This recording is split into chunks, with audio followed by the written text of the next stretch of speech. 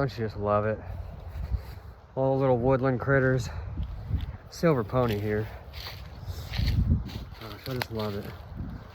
Just the sounds of nature, man. You just gotta stop and enjoy it while you can. This is it, fellas. Boys and girls. This is my little field op exercise. This is where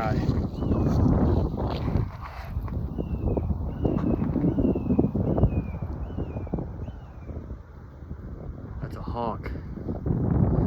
That's a hawk, boy. That's what that is. Now, granted, I'm wearing my red, white, and blues on my top right now. But that's to kind of blend in with the urban environment. Because we're going through my area. I'm also wearing maxes. Going through my area because I was going to wear my boots. But going through my area, I'm trying to maintain somewhat of a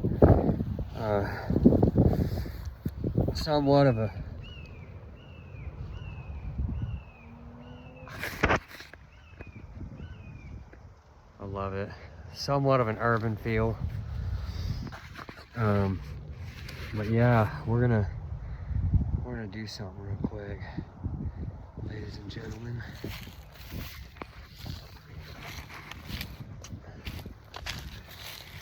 We're out here testing real cold weather gear. We're about to do a night off, or a 24-hour practice run, 24-hour field exercise. Basically,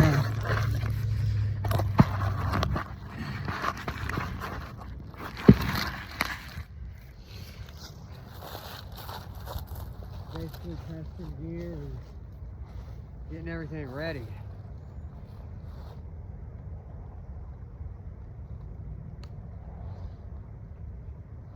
Basically getting everything ready, ladies and gentlemen. So we're actually going to do it like this. Hopefully the sun isn't blinding you guys to be able to see. I don't know what y'all be able to see. We're coming down in Funky Town.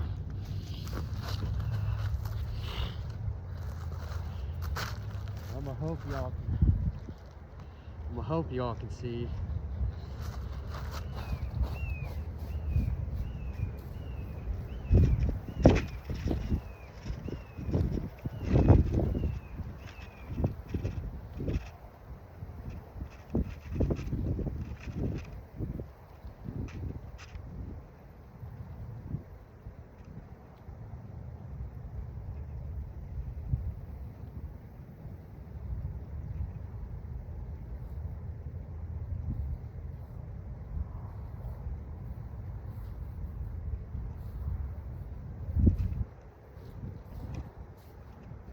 Granted,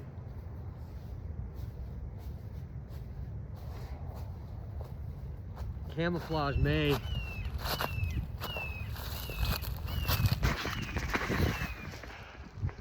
right there. You probably can't see it. It's up at the very top of that tree right there. It's a big one. I'm gonna try to take you all over to it.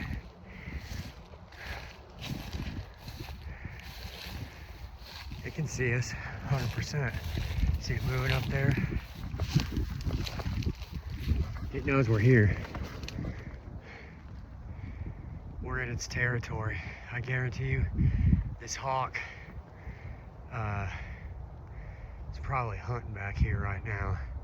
And this is this little field of territory. Yeah, there she go.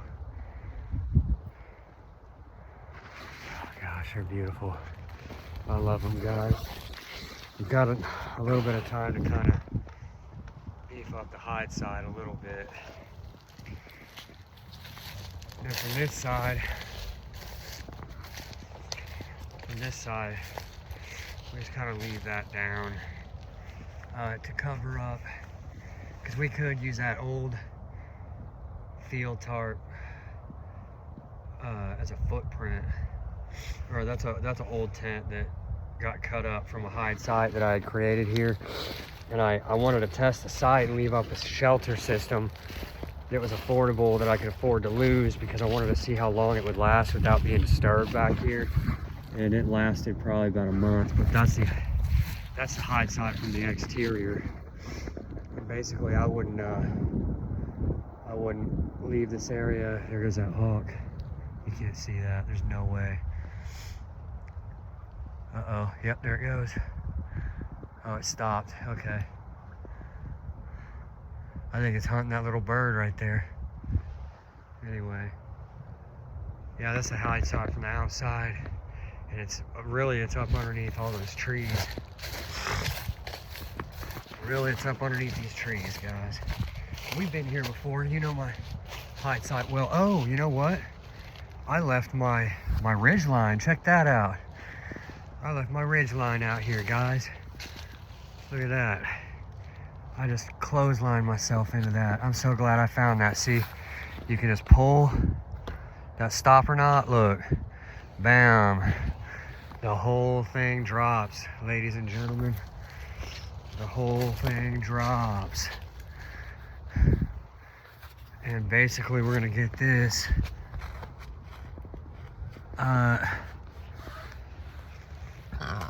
excuse me. There is, should I? No, I don't really want to do that. I mean, I could run a ridge line, or at least I could have left that ridge line, and then actually I can't because I don't have my tent stakes. But if you carry a couple of tent stakes with you, like 6 aluminum tent stakes in your bug out bag, I'd keep a couple of separate different pairs, because those things are so light that I would keep one for like in your poncho. I'd keep one in your poncho bag, and then I'd keep one in your swagman roll as well.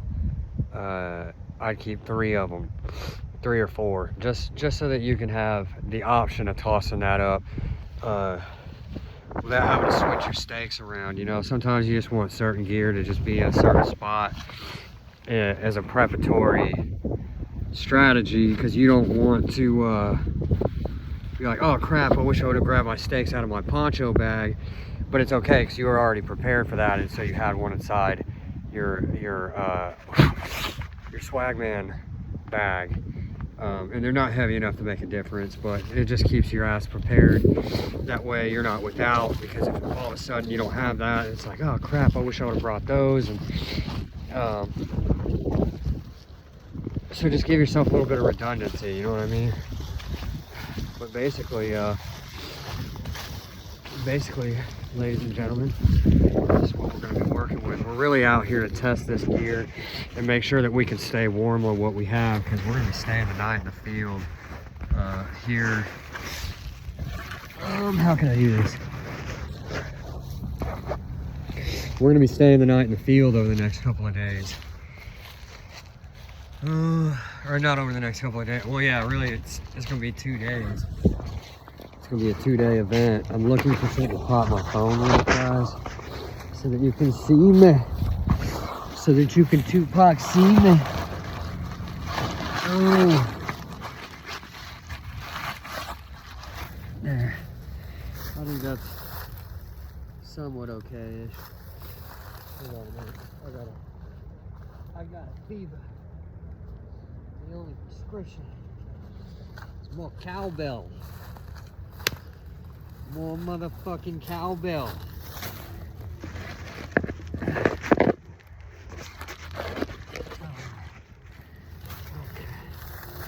Tell them. Yeah, bro. So this is the. Yeah, this is. Can you guys see me? Oh yeah, you can. It's hard to see in the reflection. I want to be more, just a little bit angled in this direction. There we go.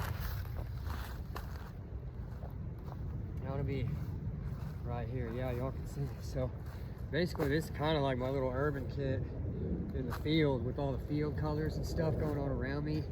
Granted, my gloves are gray. These are kind of my urban ones, but I also have my hunting ones as well, that are kind of like a real tree camo that's a Bensolate, or a Gore-Tex camo that's real tree, and it kind of matches my jacket. But I like those better because they're just built as a higher quality, and they because of that reason, I'd rather have those than these. So I'll take those off for a minute. But yeah, this is my pack, and also this is this Swagman roll. I just went ahead and attached with some cordage. But the way I've got my cordage set up is just really nice to be able to take care of the swag roll. But the swag roll is dope because look, that's not an external bag.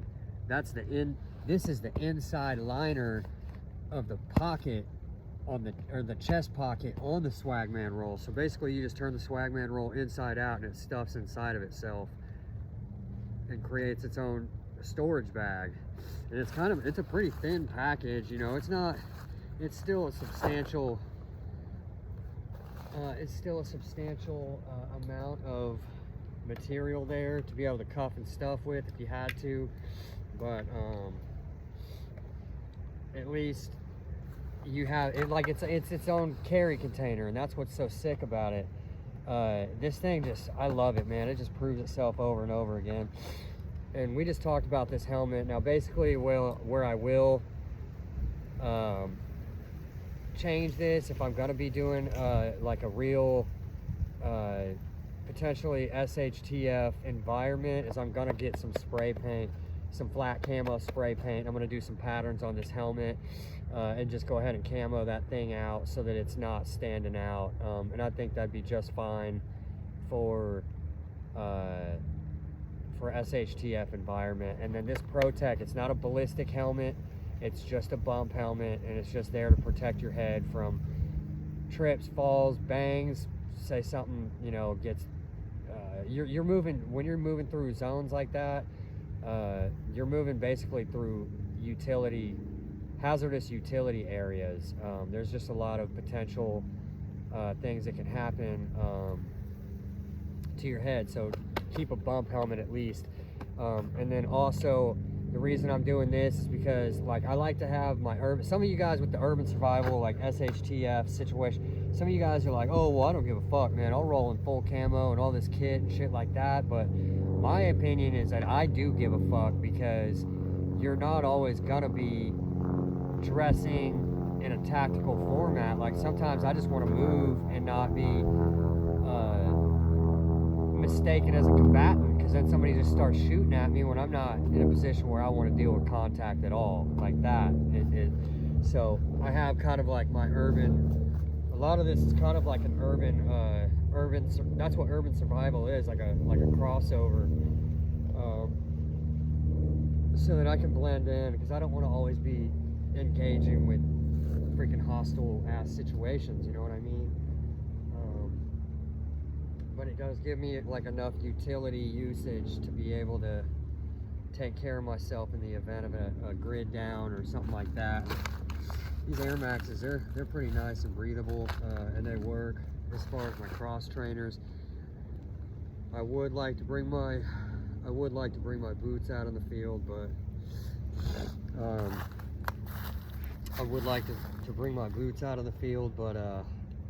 I don't know, tennis shoes are nice too for right now. So I'm just gonna show you how I got this rigged up too, because this pack, I'm telling you, it's got so many capabilities, dude. Technically, this is rated as a hiking pack. And basically, I just threaded some cordage through the bottom of the daisy chain, crossed them over, which covers my corners. And really, I should have ran it through the top loop of the daisy chain, because it would have given me more coverage to keep this from potentially slipping. And really, this piece of cordage needs to be just a little bit smaller. But then I also use like a small D-ring, or not D-ring, a small like miniature carabiner to attach those together right there, because I basically threaded them around and then back and forth over top of each other and connected them and cinched them down, and it holds this pretty stinking tight on there. I really like that. So that's why I keep a little cordage cut of that hank. Guys, it's getting cold out here. It's cold. It's 20 probably, but the wind chill is taking it down to probably 18. Fahrenheit. Fahrenheit, guys, not even Celsius, Fahrenheit right now. Oklahoma gets real cold. During the wintertime, it's like, the last few years, what it's been doing is getting kind of cold, and then what it'll do is it'll, like, cause the videos that you guys just saw the other night, like it was about 60, high 50s, 60s, and then somewhere that storm just blew out of nowhere. And then now, within 2 days, the temperature just dropped off in mid-January to all of a sudden we're sitting at 20 degrees during the daytime, during the afternoon hours, and it's supposed to get even colder. So when Oklahoma gets cold, like it gets bitter cold, and we get wind chill, bone chilling cold. And during our training op that we're about to show you, the nighttime temperature is going to fall off to -6 degrees Fahrenheit.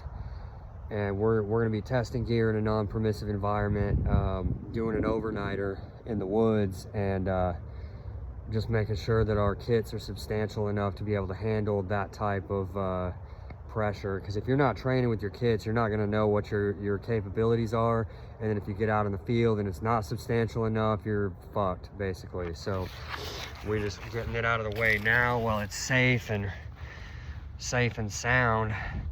And then this is what we're gonna do right now. Basically, we're gonna detach the cordage that we left, and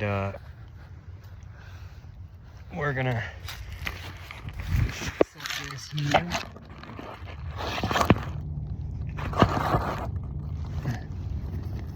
We're gonna move our bag, and then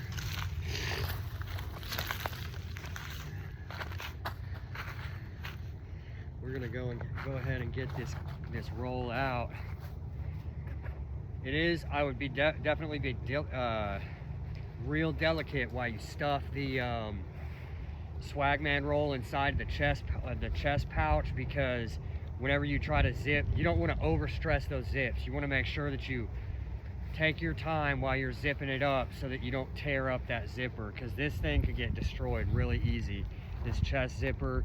So just be real careful that while you're stuffing it, when you stuff it down inside of itself, just make sure that you pull these together and kind of realign it. And then if you got to go an inch by inch as you zip it shut, then do that, and don't be overstretching that, because that's right on the chest, and if you break that zipper, you're losing a lot of capabilities from this roll. But basically what I'm going to do real quick is I'm going to get, first off, I'm going to take down my other piece of cordage that I had out here from my ridge line, and I'm going to go ahead and I'm going to cuff and stuff that one so that I don't lose it, because that was at least a ridge line's worth of OD green paracord, and that's a substantial amount that we don't want to lose. And it's already got a bowline knot on one